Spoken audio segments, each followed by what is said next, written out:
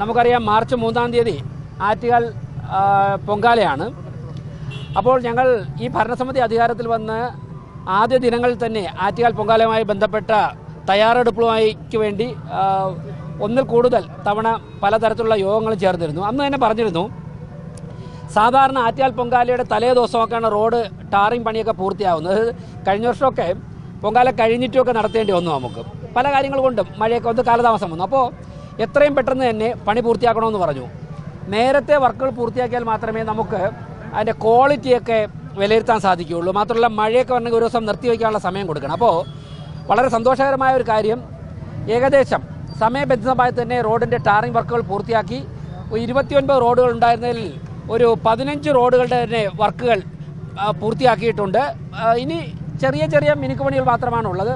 ഒരു 2-3 ദിവസങ്ങൾക്കകം തന്നെ മുഴുവൻ റോഡുകളുടെയും പണി പൂർത്തിയാക്കാൻ സാധിക്കും.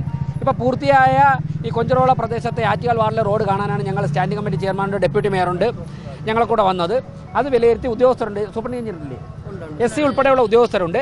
ഇതിന് ശേഷം ഞങ്ങൾ മറ്റ് പണി നടക്കുന്ന റോഡുകൾ പോയി കാണും. എന്നാലും മരാമത്ത് പണികളൊക്കെ തന്നെ സമയബന്ധിതമായി എന്തായാലും 15-ാം തീയതിക്ക് മുമ്പ് പണി പൂർത്തിയാക്കണമെന്ന് നിർദ്ദേശം കൊടുത്തിട്ടുണ്ട്.